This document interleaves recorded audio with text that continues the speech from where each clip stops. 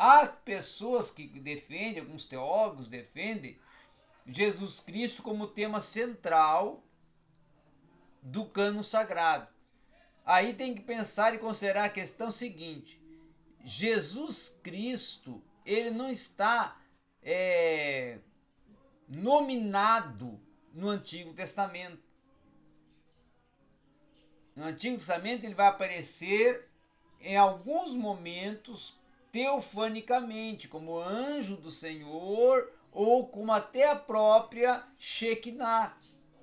Shekinah, ela é uma alusão da presença de Jesus, ou do Deus Filho, porque o Deus Filho no Antigo Testamento, ele é o executor, é o executivo, então é executor. Então, nesse aspecto, em alguns momentos da habitação de Deus em meio ao povo Shekinah, podemos dizer uma teofania, uma aplicação da presença do Deus Filho. Agora, não podemos considerar a nominata, o nome Jesus Cristo, apresentado como presença manifesta no Antigo Testamento. Então, eu não concordo nós colocarmos o tema central, porque não há aquela manifestação com a mesma abrangência que tem o Novo Testamento. Embora o Antigo Testamento esteja preparando o caminho em muitos dos contextos veterotestamentários, dos livros canônicos do Antigo Testamento, estejam falando, tratando sobre o projeto, o plano salvífico que vai ser executado por Cristo, principalmente nos livros proféticos, não podemos colocar o tema Jesus porque ele não está presente. Então, Trindade eu considero muito mais plausível, muito mais coerente, porque Trindade está presente, participando com o mesmo sentido que participa em alguns momentos do Antigo Testamento dentro do Novo Testamento. Não é? Trindade tem mais sentido, porque assim como o Espírito do Senhor tem um propósito e uma ação no Antigo, o Espírito Santo no Novo. Assim como Deus tem, o Deus Pai tem uma aplicação no Antigo, tem no Novo. Assim a mesma coisa vai acontecer com Deus Filho e com Cristo Antigo e Novo. Isso aí é uma relação canônica que vai ter somente dentro de uma proposta única, exclusiva, que para mim é a Trindade. Não vai ter outro tema, outro assunto, outra proposta. Aí alguém pode dizer, mas e soteria, e sozo, que é salvação? Porque sozo, o termo sozo, que é salvar no Antigo Testamento, ou no hebraico, ele tem um sentido semântico de identificação com soteria, no sentido de libertação, porque sozo é libertação, é resgate, né? E é diferente de kiperut, que seria para espiar. Então, sozo não é espiar, sozo é libertar, no sentido de resgate. Soteria, ela tem um sentido, na sua terceira declinação do grego, do termo soteria, para resgate e libertação. Porém, se você for olhar quem está por trás do processo salvífico, Trindade. Então, Trindade tem mais aplicação, mais fomentação para ser o centro de uma relação canônica do que salvação, do que Cristo, né? Claro que tem algumas pessoas, se ouvir isso, vai desviar, né? Porque tem pessoas que não estão preparadas para ouvir algumas coisas. E quando ouve a gente falar alguma coisa. Por isso que Paulo fala assim que nem todos estão preparados para comer carne, né? Porque tem que beber leite. Então se você fala isso, por exemplo, num púlpito, não dá para falar, né? Porque daí vai ter irmão, vai ter pastor lá que vai desviar, né? Vai escandalizar, vai expulsar o demônio, né? Mas vai dizer que você tá com o Bezoibu. Mas se você parar para analisar, olha, né, no sentido crítico, numa visão crítica, num criticismo, é isso. E é por isso que a hermenêutica crítica ela é mal compreendida. Não é porque ela está errada, é porque ela confronta algumas realidades que nós não pensamos antes de falar. Ah, é isso! Mas você foi ver mesmo, fazer uma análise, parar para fazer um aspecto crítico para depois chancelar que é isso? Então não faz, geralmente não faz. Geralmente vai colocar lá, vai soltar lá, é isso, pronto. Bateu o martelo. E aí, quando você discorda, quando surge um aspecto de uma criticidade, aí tá errado. E quem sabe foi isso que foi mal compreendido em alguns momentos dentro de algumas propostas histórico-críticas. Porque não é que estava errado, mas que criticava algumas questões que eram vistas com aspecto muito místico. Né? Proposta doutrinária. A proposta doutrinária veterotestamentária ela é histórica. Todas as doutrinas estão no Antigo Testamento? Estão, historicamente. Dani, essa interpretação canônica ela foi desenvolvida por quem? Que ano que foi desenvolvida? E qual o propósito principal desse movimento? A interpretação canônica ela surgiu, na verdade, no terceiro século, o quarto, depois de Cristo. Mas ela não teve uma continuidade. Porque foi a interpretação trabalhada pelos pais da igreja, principalmente Orígenes.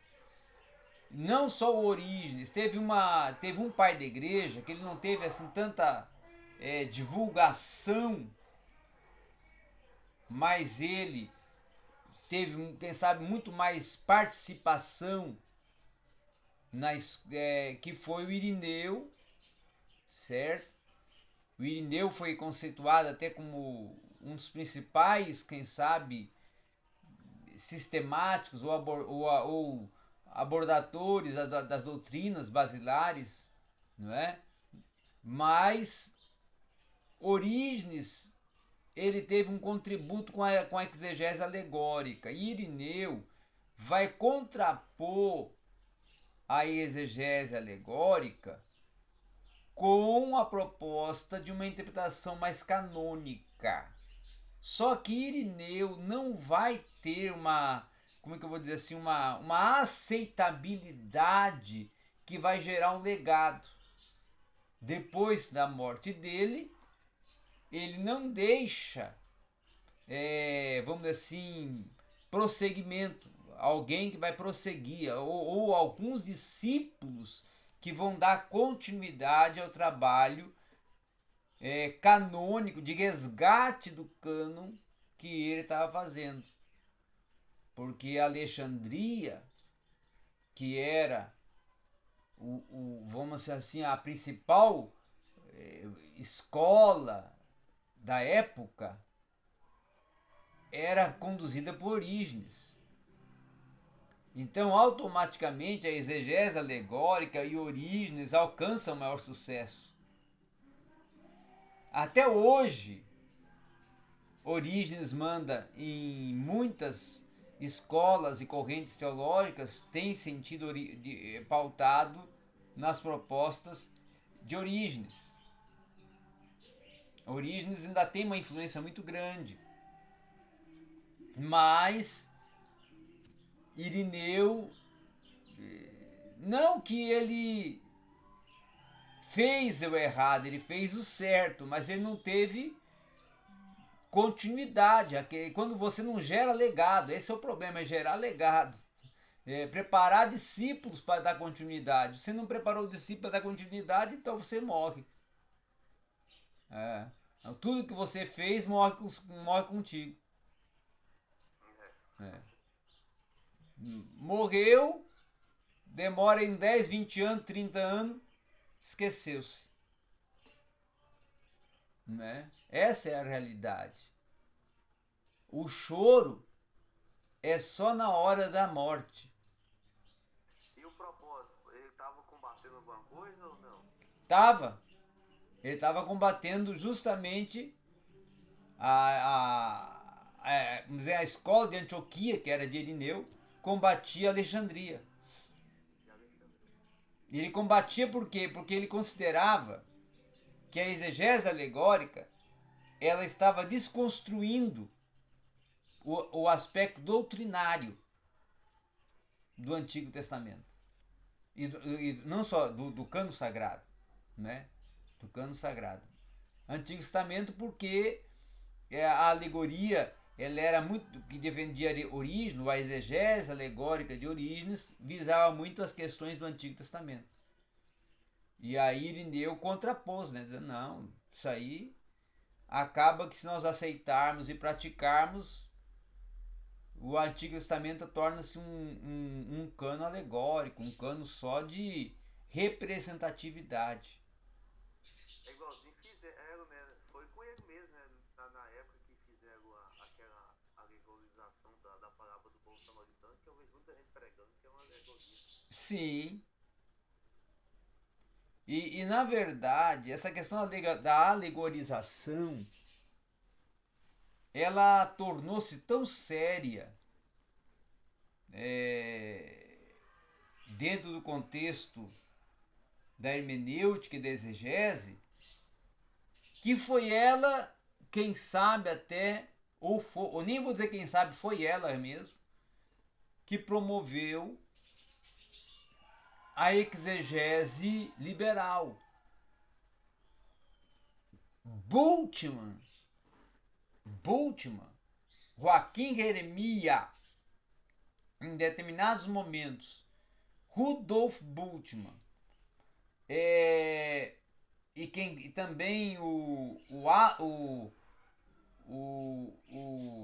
autor lá do Jesus Histórico, esqueci o nome dele agora, eles três foram absorvidos pela proposta de Orígenes e traçaram o método crítico histórico de uma tal forma que ficou uma proposta assim, o Albert Schweitzer, Jesus Histórico, o Albert Schweitzer, principalmente o Albert Schweitzer, ele foi tão exagerado na aplicação dessa proposta de Orígenes no histórico, no crítico histórico, que ele acaba construindo uma obra que naquela época da Renascença, o Jesus Histórico, em 1600, por ali, 1700,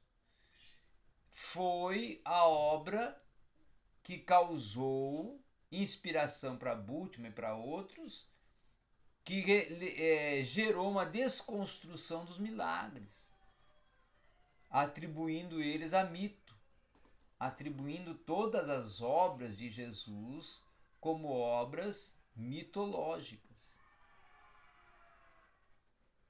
Então, se nós tivéssemos não tido a interferência de Irineu, não teríamos chegado, o cristianismo não teria chegado hoje a uma interpretação canônica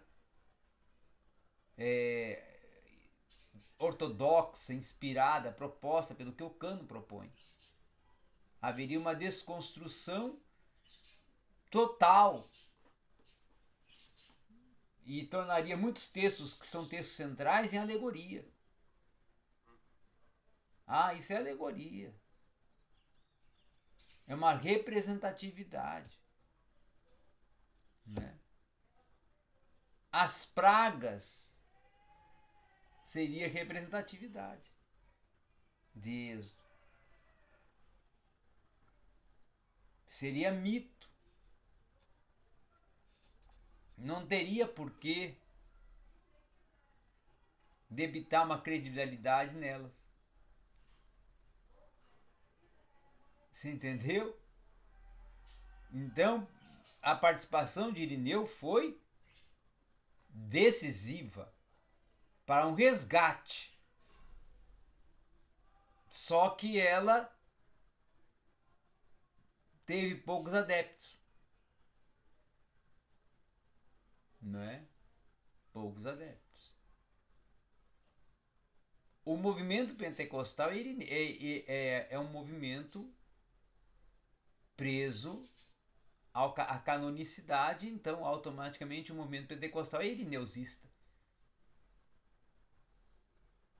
Já o reformado, em alguns momentos, vai pender para Orígenes. Nem todos reformados.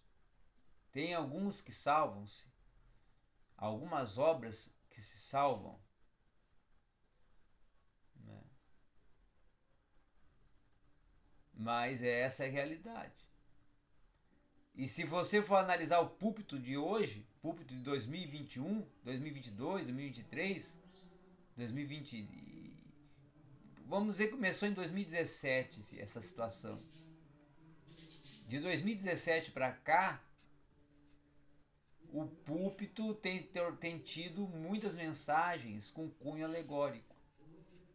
Esse diálogo feito de autoajuda, proposto pelo coach, ele utiliza-se muito de uma alegorização. Você tirar exemplos ali que você acha que são exemplos pedagógicos, para justamente com esse exemplo pedagógico vir ali, né, propor ali uma mudança de um estímulo, né, uma mentoria. Hoje, na verdade, a proposta é mentoria, né? O pregador virou mentor. Tô dando uma mentoria. Não tô pregando, tô dando uma mentoria. Então, essa questão da mentoria, ela surge justamente, se for analisar bem, de uma alegorização. Uma alegorização com cunho pedagógico, né? Eu vou tirar esse exemplo aqui, vou dar uma trabalhada pedagógica nele, vou jogar pro povo, e aí vira aí um estímulo, vira aí uma mobilização, uma motivação, um efeito motivacional. Essa que é a proposta. Então ainda estamos presos ao século III? Estamos. Ainda temos muita interferência do século III e IV depois de Cristo. Eu comprei um livro ontem que ele é um livro eu de vez em quando sou meio doido, né, com nas minhas compras de livro. Eu comprei um livro ontem que você tem que se benzer antes de ler, viu? Mas eu comprei justamente para me entender um fato histórico muito importante, que foi a desconstrução da ideia e do sentido de evangelho pela igreja na Idade Média. Quando o catolicismo vai crescer, e vai dominar na Idade Média, e aí vai ter até o Concílio Vaticano II, que foi agora, já no século XX, que ele vai, vamos dizer assim, confrontar algumas decisões da Igreja Católica na Idade Média, né?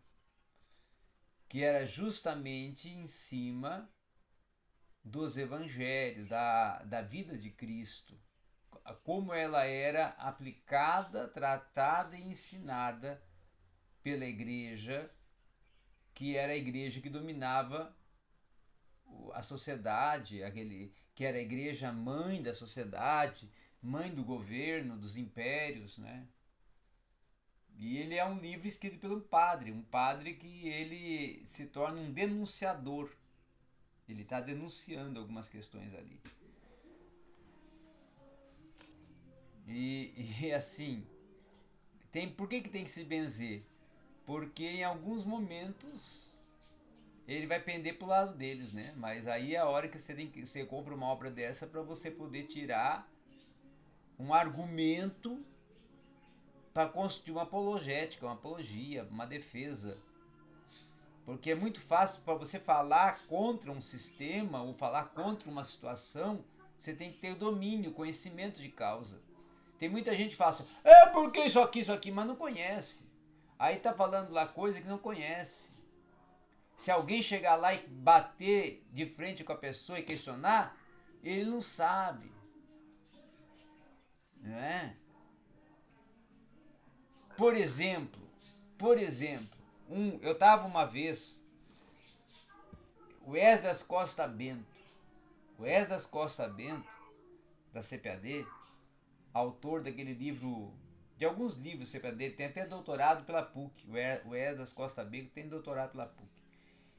E ele, uma das obras dele, quem sabe mais populares, foi aquela Hermenêutica Descomplicada. Mas ele lançou algumas obras do Antigo Testamento, e ele tem uma obra do Antigo Testamento dele que ela tornou-se muito polêmica, porque ele vai desconstruir muitos dogmas, né? Muitas propostas eclesiásticas que são construção de uma falta de coerência interpretativa, né? E uma vez ele estava falando, eu fui num congresso com a Bíblia Dominical, que ele era o palestrante, e ele chegou e falou assim, irmãos, todo mundo fala mal, fala contra, ou até se denomina, ou se promove, que é anticatólico, que nós não somos católicos. Mas na verdade, você sabe o que significa o termo catolicum? Aí ninguém soube responder, né? O termo catolicum no latim, ele tem só uma interpretação, só uma: igreja. Então, a igreja no sentido universal, a igreja de Atos, a igreja universal, a igreja que não tinha placa, era a igreja catolicum.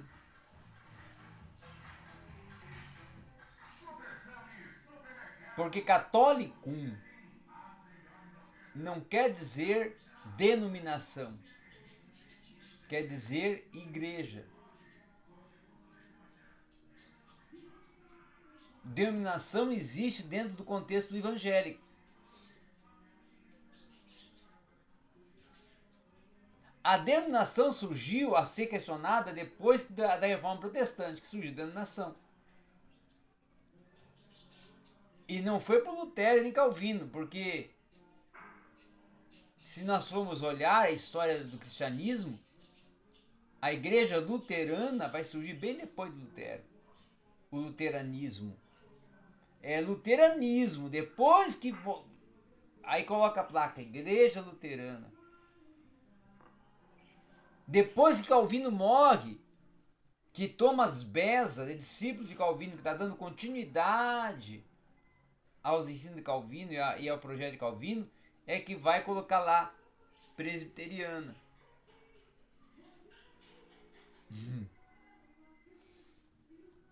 Então, as placas começaram a surgir no século XVII. As placas não surgiram no século XVI, no século XV.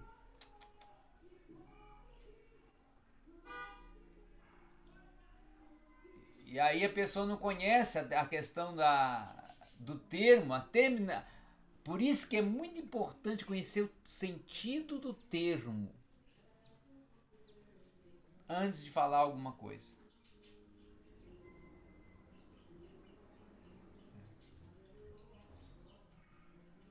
Estudar o termo, a terminologia, o que esse termo significa.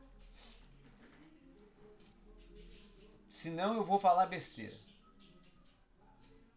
E a igreja não teve esse cuidado, porque era proibido.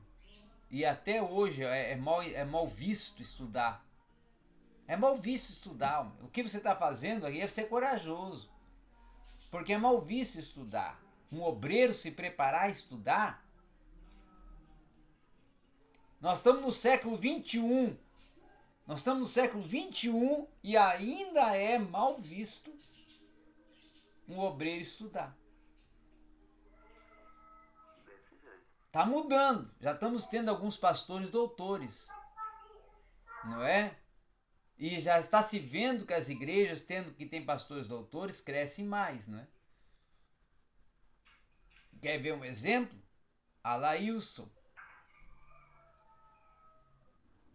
Advogado, psicólogo, olha o tamanho da igreja.